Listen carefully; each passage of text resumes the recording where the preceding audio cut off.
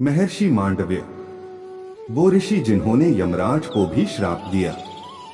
मांडव्य पौराणिक काल के एक महान ऋषि थे जिनके श्राप के कारण यमराज को भी मनुष्य का जन्म लेना पड़ा।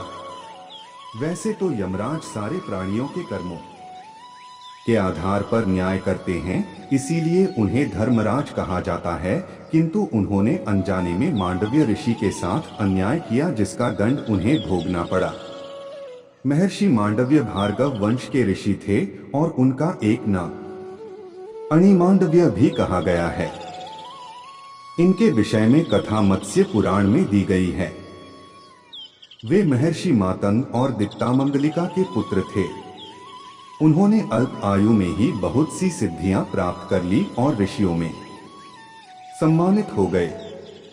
उनका एक व्रत था कि संध्या काल के तप के समय वे मौन व्रत धारण किए रहते थे।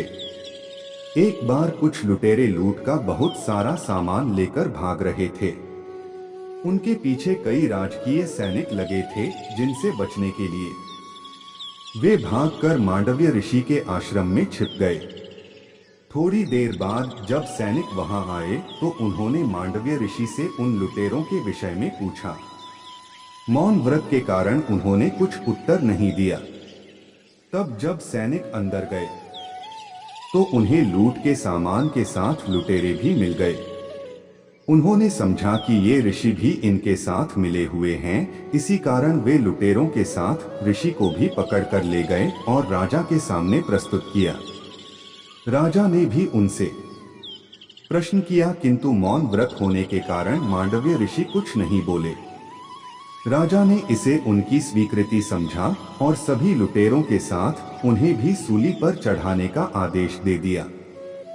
सूली पर चढ़ाने से अन्य लुटेरे तो तत्क्षण मर गए, किंतु मांडव्य ऋषि अपने तप के बल पर कई दिनों तक बिना खाए पिए जीवित रहे।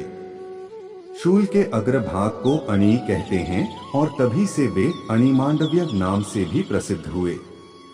जब राजा को इस चमत्कार के बारे में पता चला तो स्वयं नंगे पांव महर्षि के पास आए और उन्हें सूली पर से उतारा। फिर उन्होंने महर्षि से बारंबार क्षमा मांगी। मांडव्य ऋषि ने ये सोचकर उसे क्षमा कर दिया कि राजा ने तो परिस्थिति के अनुसार न्याय किया। वे चुपचाप वहां से चले गए।